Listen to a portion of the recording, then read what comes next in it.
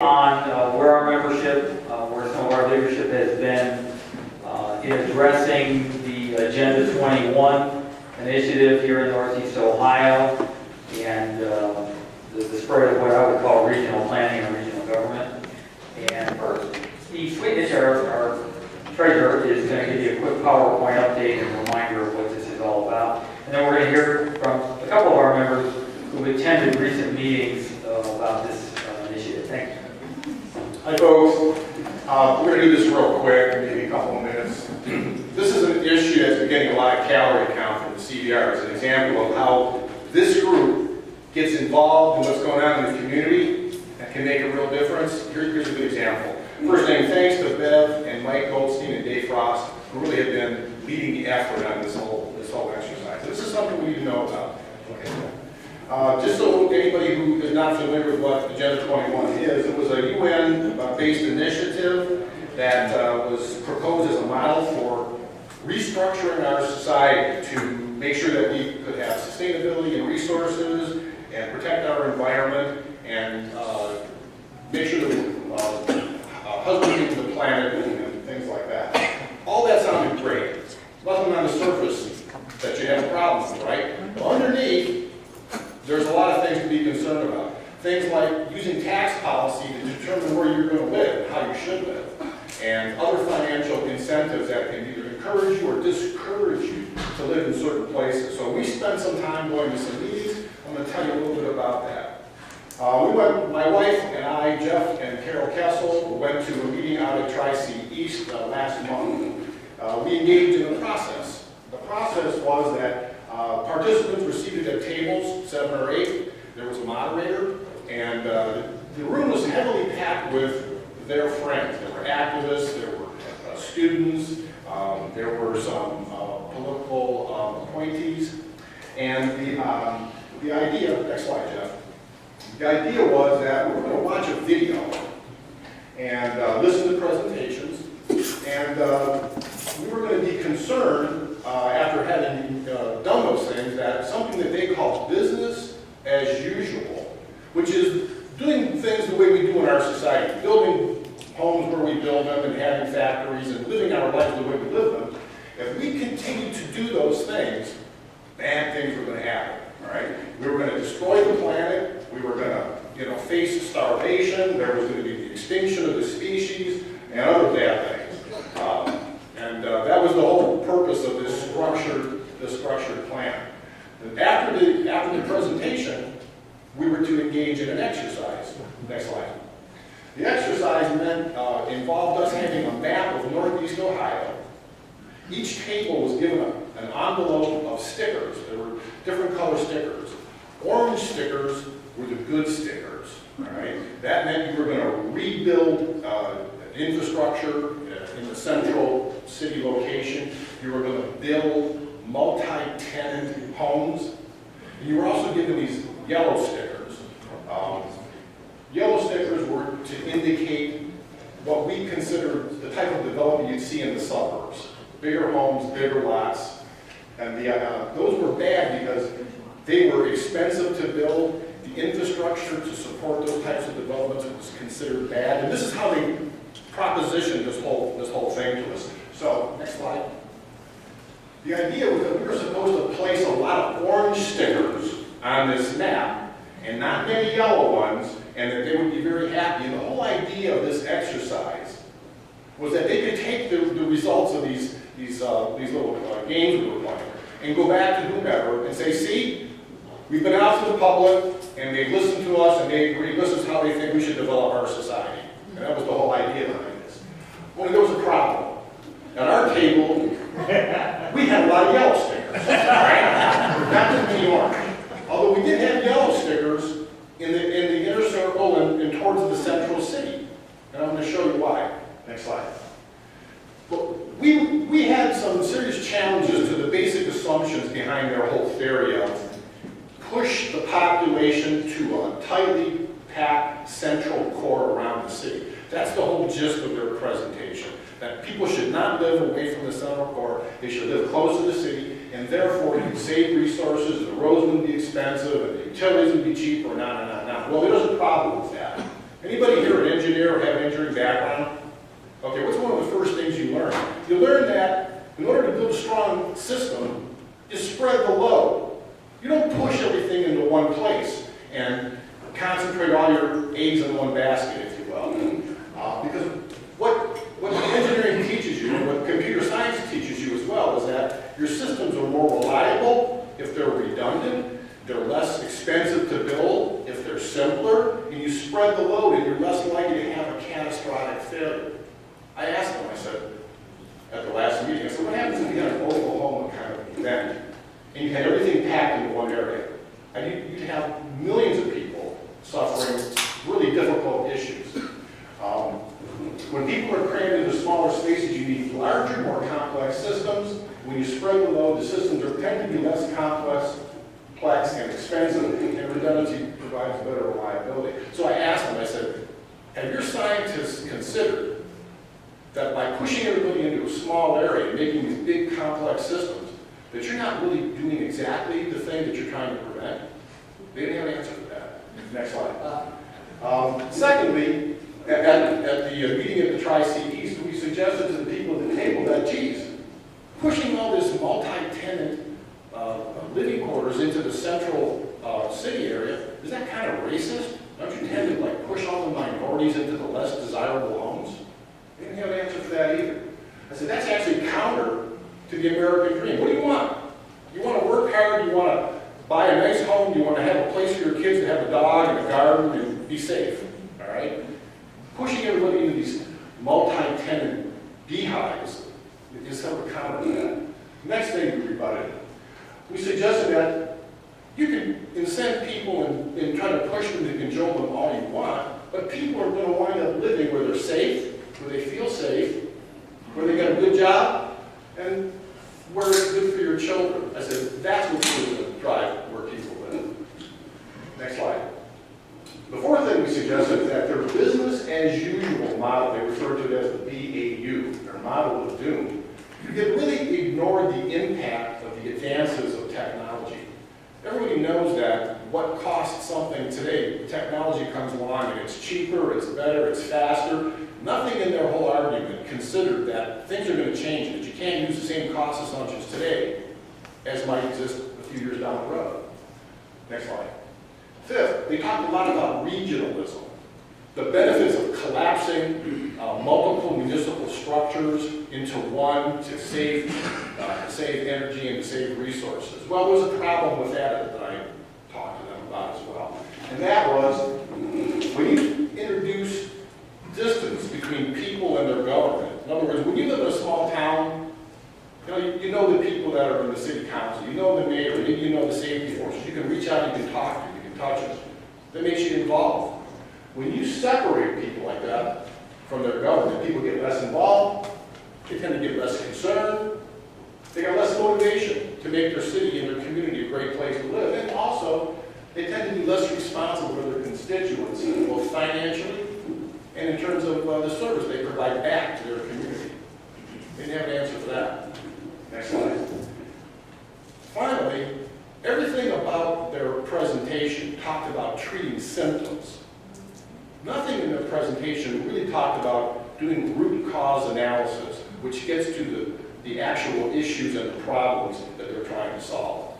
Anytime you take an approach like that, you're treating the symptoms and not hitting the root cause, you're going to fail. So that's how we went about getting a lot more yellow stickers on our little board than we had orange stickers, and we're still waiting for answers on some of those.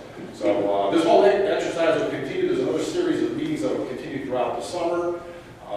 I think Don's going to talk about getting more people to these meetings. We've had a terrific response from the CVR. The more people we have there, the stronger our message will be. We will continue to push back on this. Thank you.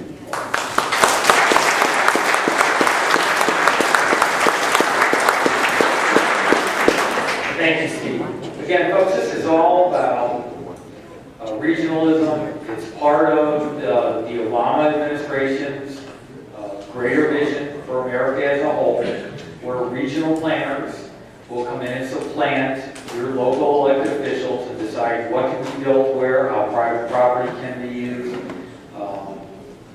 limit what they consider urban sprawl, et cetera. So, part of what we're trying to do is make our members and be our members, the general public, aware, and reach out to our elected officials to address this thing. As Steve indicated, our members have been engaged. DeFrost and Mike Goldstein have done heroic work reaching out to people throughout Northeast Ohio to make them aware of this, and starting to work with our elected officials to make them know where their constituents stand on this matter. I'm going to ask a couple of members who went to some of the most recent public meetings on this and share their experiences.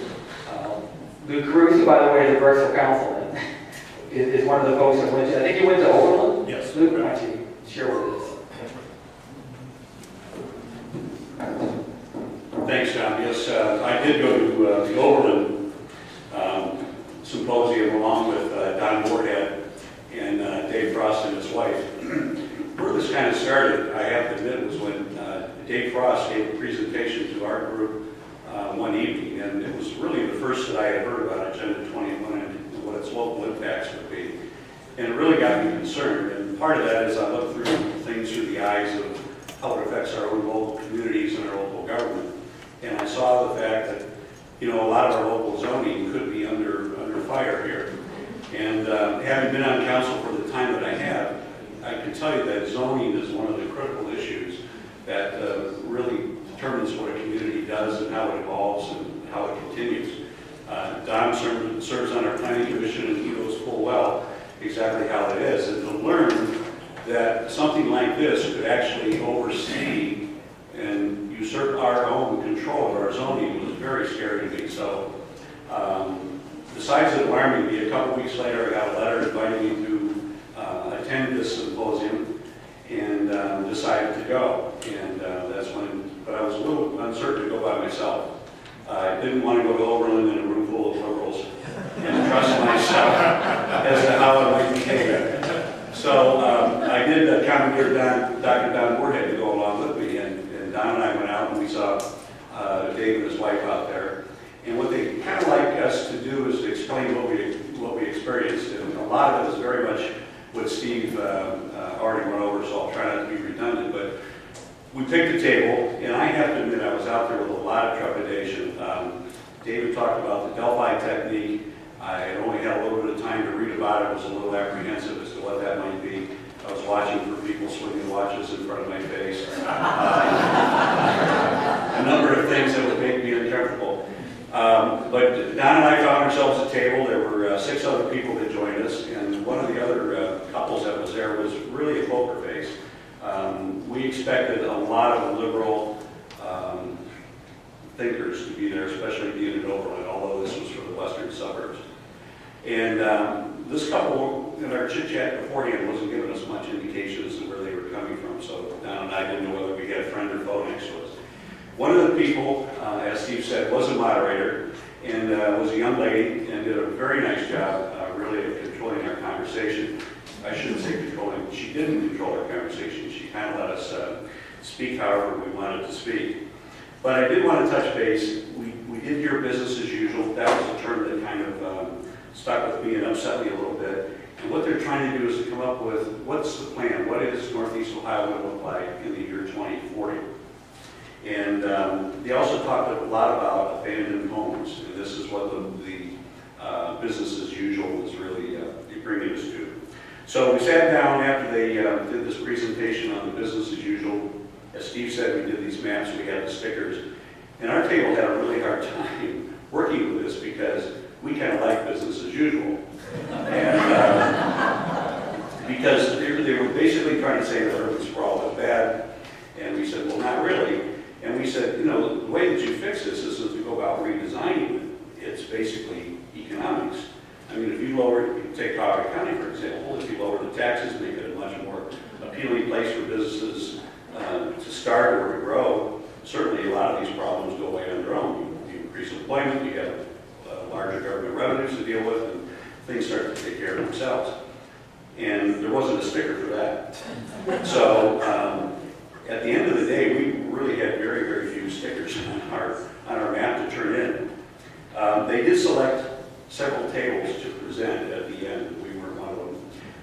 So we don't know how they selected those, but they didn't appear to be too one-sided. But the one question that Don and I had was, how are they going to take the information that we submitted, the information that our moderator wrote notes on, and how they're going to congeal all that together? Is our thoughts really going to be expressed, or are they just going to be cast to the side, and what you end up with is what they were wanting to have anyhow? So just to wrap up here, I want to make sure to say anything that Steve didn't. The one last thing is they did pass out a survey at the end. Steve, I don't know if you filled yours out. Don and I decided to escape while we could, and we left without filling out the surveys and turning them in. But I have to share with you, when I got home, I said, oh shoot, I forgot to fill out my survey, and I took a look at it. And the very first question on the survey is, please check the gender you most identify with. So, I kind of knew from there what we were dealing with. So, I'm glad I didn't turn it in.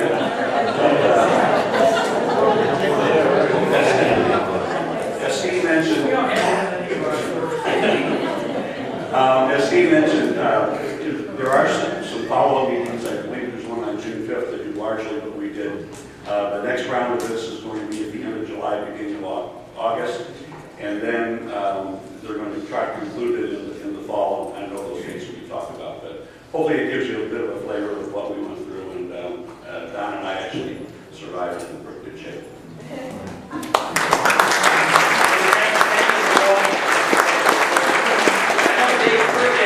The one in Cleveland and some of our other members. Dave, do you have anything you'd like to share with your observations, what you experienced there?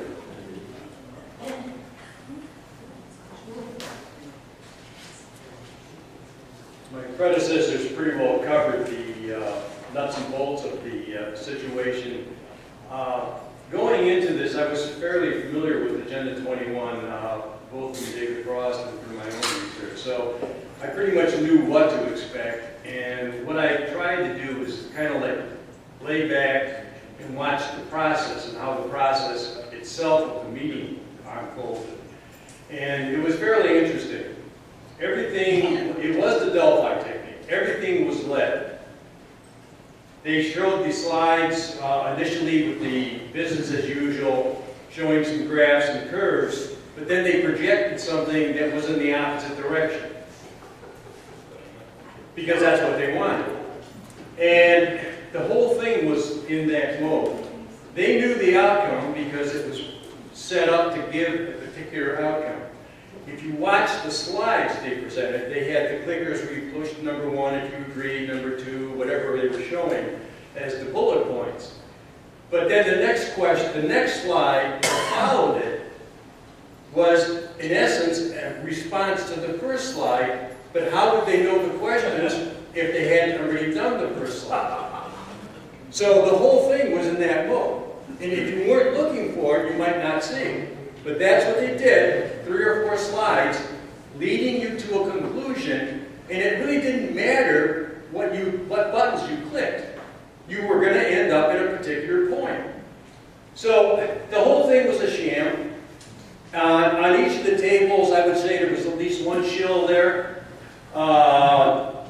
maybe more. I think I was the only conservative in the entire room.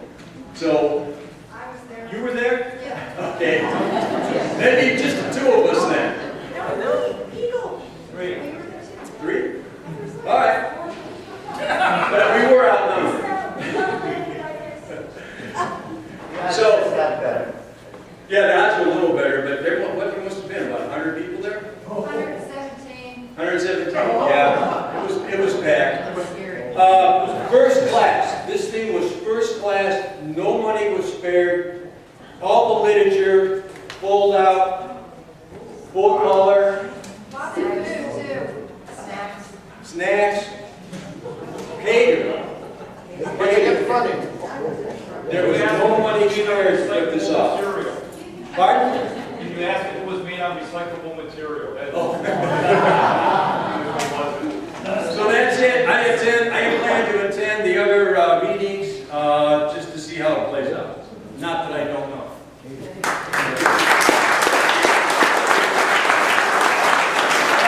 Similar to one of the earlier meetings, I won't put Bob on the spot, but real quick, Mike, because we gotta move along. Go ahead.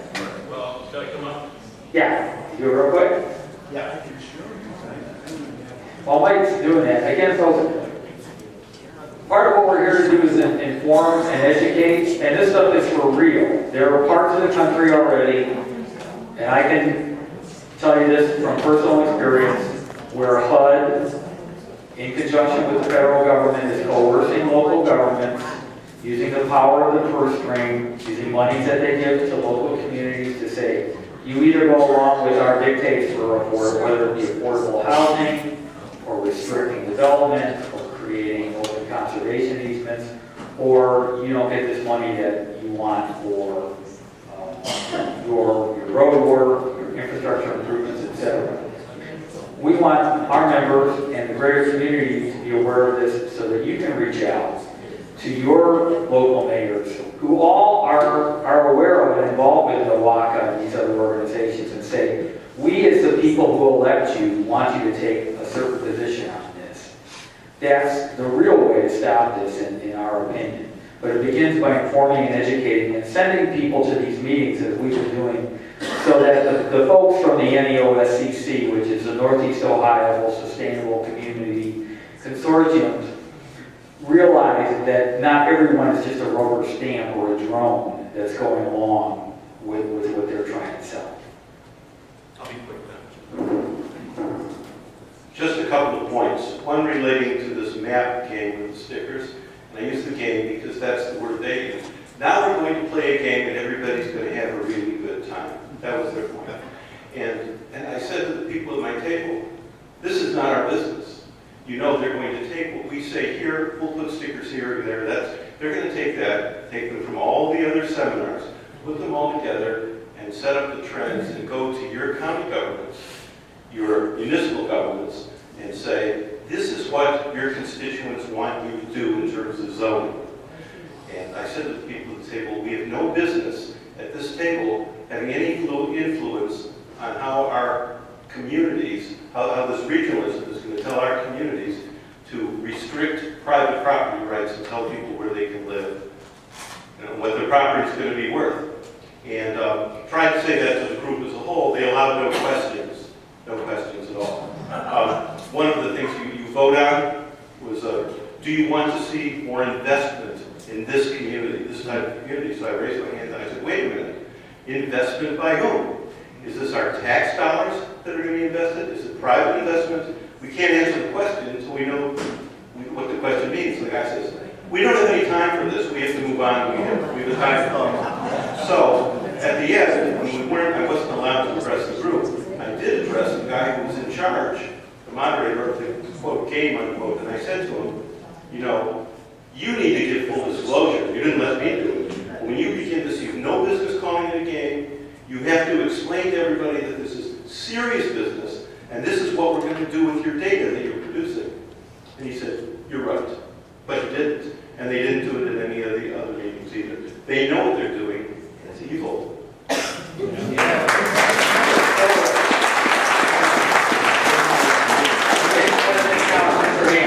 Yes, I just want to say, I got a phone call a couple of weeks ago. Same kind of thing. They started asking me questions about Medicaid expansion on a temporary basis. I didn't realize at first that it was a Delphi technique. And I think we need to actually come over here some meetings and practice what that means. But they started out with a simple question. I said, no, I'm against it. Then they moved on to the question, well, this one. I said, well, no, you didn't get my first answer. I'm against it. I kept getting madder and madder and madder the entire time because I refused to be led by that same technique that they were talking before. So you're going to see phone surveys the same way as these meetings. Good point. I'm sure we'll see that coming. People need to understand exactly what the Delphi technique is so they know how to respond to it. Thank you. Very good. Yes, ma'am. I have a question. I live in Geauga County, Dan. Okay, I live in Geauga County, and I've noticed that I've been driving, I drive around quite a bit. It seems to me like there is an awful lot of big property being purchased by the Western Reserve Land Conservancy. Is this part of what It could be, they're probably, it's on? there are probably people that are, I shouldn't say definitively, but the narrative that the NEOSCC and the Obama administration and others sell is certainly in keeping with their mission, which is to preserve and conserve land, rural land in particular. Well, if anybody gets out there, drive up Bell Street from like Monroe to 44 and go north on 44 and on Monroe, and there are just tons of their green and white signs, and it says Western Reserve Land Conservancy. Mayor, yeah, please. Mayor, Let me give you a politician's version of this. For all the years that I've been mayor, there are studies upon studies that line shelves all over the county. This is just another one of these adventures that the opposition normally puts forth from time to time. This started with a group of mayors that got together originally, and they wanted to preserve the inner rings suburbs. And they created sort of class warfare between the outer ring suburbs and the inner ring suburbs. They started out by calling them first suburbs, if you remember that. The argument that all of us had is, wait a minute, Brexit was founded in 1811. How many communities were founded earlier than that? They eventually changed the name. They met several times, and they put efforts together to try to create a leg up for the inner ring suburbs, saying that all of us lived there at one point in time. We moved out, abandoned them with our wealth, came out to the far outskirts of town, Brecksville and Medina now, and Asheville and so forth and so on. And we left this decayed rot behind us. Well, think about that. I mean, number one, that's ridiculous. And that's not what really happened. That's not what caused urban sprawl at all. But this study that is being done on this project has already spent $7 million of your taxpayers' money. NOACA is a good organization. It's the Metropolitan Planning Organization for Cuyahoga County. They just received $4.5 million in funding money to go along and to research this and do what you're involved in and what you visited, what you saw. You have a bunch of mayors that represent Cuyahoga County on the NOACA board. You have other city officials that are on the NOACA board. And many of them don't believe in this at all. It's something that is being pushed by a certain group of people. Ed Jurst, who is the head of NOACA right now, is the regional director for regionalism for Cuyahoga County, for our current county executive. He's a strong believer in this, but a man by the name of Hunter Morrison got together with the mayor of South Euclid, and they're really pushing this agenda. So I just want to tell you, a lot of what you're hearing about this thing, we should be very, very careful of, and we should push back. We should make our feelings known, but at the same time, remember what this is. This is just another attempt at the inner ring suburbs to claim that the outer ring suburbs need to help rebuild and pay for the cost to rebuild the inner city. And the way to do that is for all of us to move back in and abandon what we have here and invest our monies there. That's what this is about. And if you look closely, and there's a reporter by the name of Steve Litt, who wrote an article for the Plain Dealer. George Brown just pointed it out to me again. I remember reading the article. If you go on cleveland.com, look under Agenda 21, look at Steve Litt's commentary, and that gives you the whole story. and it gives you the position of where NOACA is and some of these other agencies are. There are mayors who believe in this. They will be the ones trying to drive the car. But they are not the majority. They will not be the majority. And in the long run, this is all illegal anyhow. There is no body in the world that is going to take over all of the zoning of this region in one zoning book. It's not going to happen. They would have to change, the voter would have to change the Constitution of the state of Ohio to be successful in accomplishing what they attempt to accomplish. But I applaud you for staying on top of it. I think you should stay on top of it. It's something that we should all know about. And those of you that live in other communities other than Brecksville, call your mayor and discuss this issue with him or her. And tell them how much you are opposed to this and ask them to try to get it off the agenda of the Cuyahoga County Mayors and Managers Association. Tell them to try to get it off the agenda of NOACA, or at least, the very least, ask the right kind of questions at NOACA as to what, in fact, this will do and why they're spending so much of your money researching something that will benefit only one form or one part of the population. Thank you.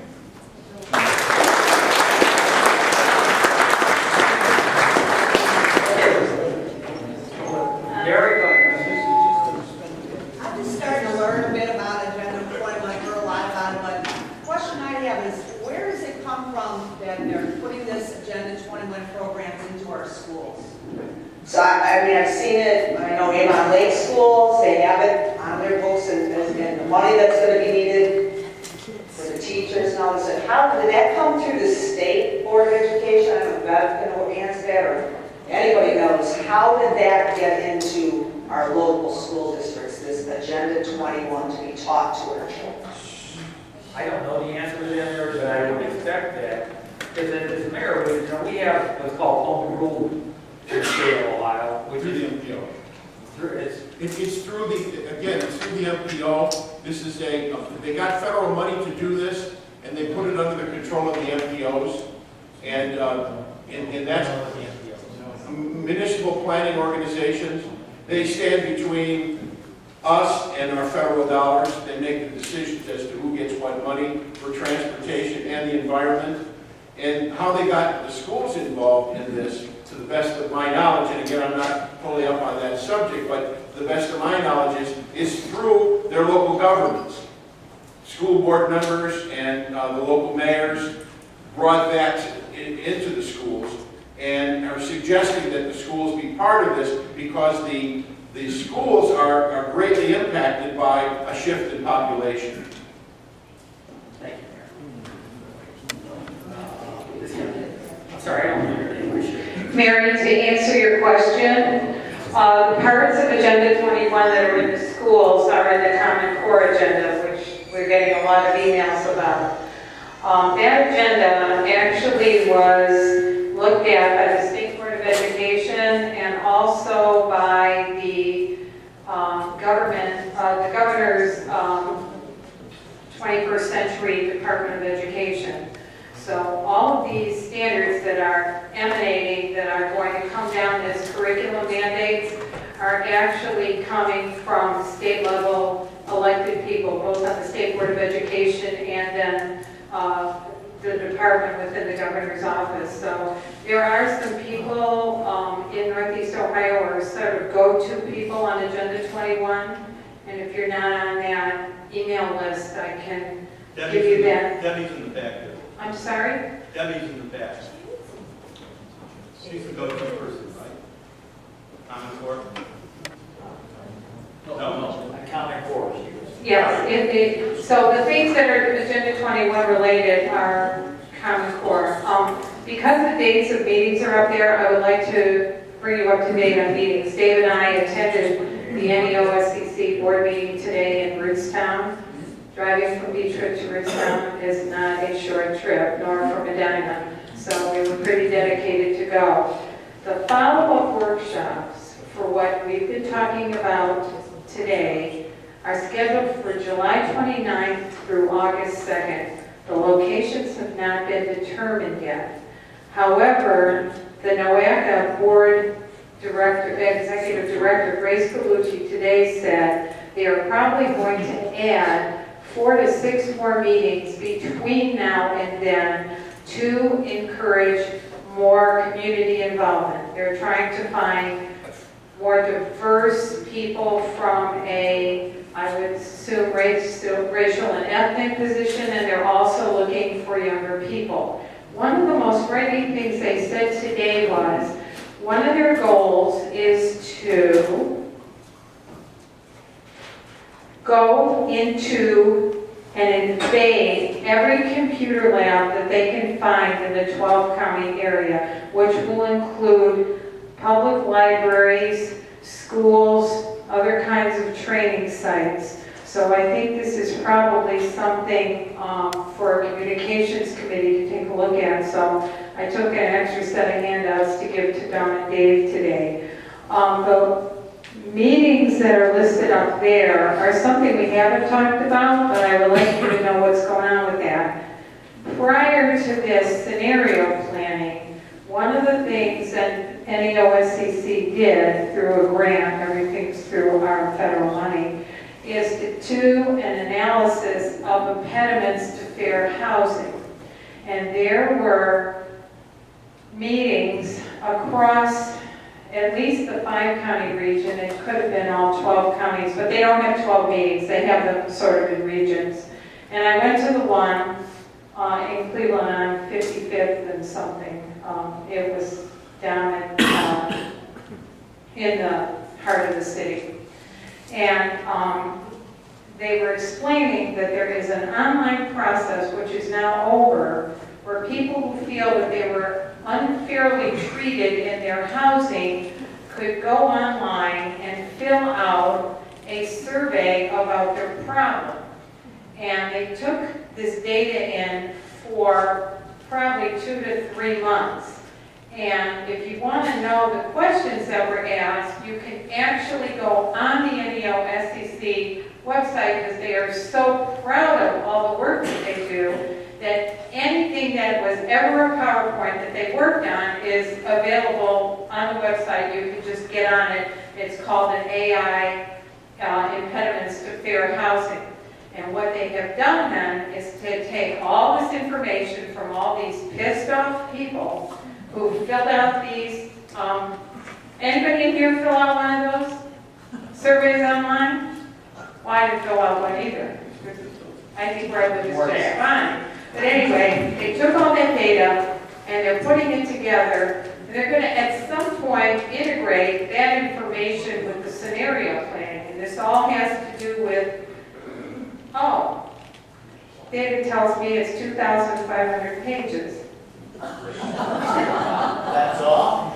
Well, look, you have to have your data guys with you, otherwise you don't know what you're talking about, right? Anyway, they're going to be presenting follow-up information on this AI process at these meetings, and there are going to be 2 of them in Cuyahoga County on the same day, one on the west side in the Hispanic area, and then one in Cleveland Heights. In the Junior Hub area.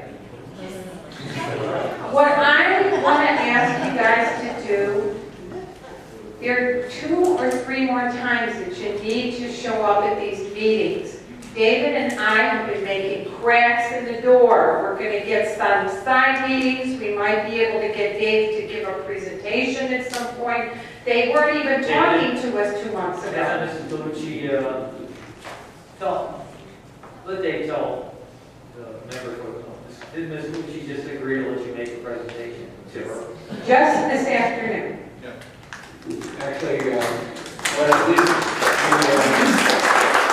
we're not sure that Grace Colucci has said that she would bring it up to the board at the next meeting, and I've been pressuring her through email. You've been emailing back and forth quite a bit, and she admitted about 2 weeks ago, I don't know too much about Agenda 21. That was my opening, okay? And it was, okay, I'll be glad to help you out. And she's actually taking me up on it. I at least have a private meeting with her and Mike Lyons, who was our Mayor of Richmond? And, yes, Our moderator And he was the moderator, he was a moderator. there's a former mayor of this. Yes, I called them both, and they said they will listen, and will be willing to sit down, and there'll be perhaps some other folks there too. So, and one other point I want to make, a number, 589, is that the right number? Yes, 589. Out of the 6 meetings that were held that you were just talking about here, 589 people showed up at those meetings. A lot of them were friends of the project, but remember, there's 4 million people in these 12 counties. Put it in perspective, 589 people are going to tell 4 million how to live. I repeat, show up, folks. Go to these meetings. Thank you, Dave. And we have, folks, copies of those meetings. Those are just the June meetings. And, yeah, leave that up there for just a second. What I would ask you to pay attention to is the theme this month is Regional Fair Housing Draft Report Presentation and Review. Fair housing. Fair. Does that theme sound familiar? So if you get involved, we encourage you to get involved. And again, as the mayor indicated, reach out to your local mayors. We're fortunate to have someone like Mayor Ruby, the Lou Carusos of the world, as long as they're here on that concern. But you might be surprised at some of the suburban mayors who do think this is a good idea. And that's why you have to make your voice heard. We'll take a couple more quick questions and comments and we have to move on. Let's have somebody who didn't get a chance yet. Somebody else who had let Marty get it. And they have fun. You know, they say that I'm part of the greatest generation. I don't think so. I think our fathers were smarter than us. They didn't join the League of Nations. Why we should be compelled to go about anything that the United Nations is saying that we should do. Sure, they want us to live like they do in Europe, like they do in the third world countries. I object to that. Amen. When we first bought a house, we had to have 20% down. 20%. Now you've got some flesh into the pot. Well, my wife, we spent 7 years to pay it off. And I'll be damned if I'm moving back to Cleveland. Thank you.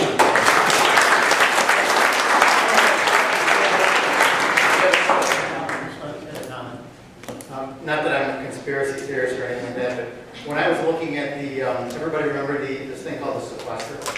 And they cut all the air traffic controllers. Well, it made me look at the budget for the transportation department. And what I wanted to know was how much did they cut from the air traffic controllers? Well, 63% of the cuts to the entire transportation department, trains, buses, all that stuff, went to air traffic controllers. I thought that was kind of bad. But what I found interesting is that in 2012, the transportation bill that passed was called MAP 21, and it provided a lot of billions and billions of dollars for sustainable transportation and mobility. So, just something to consider. It's all part of the plan. Okay, we're going to move on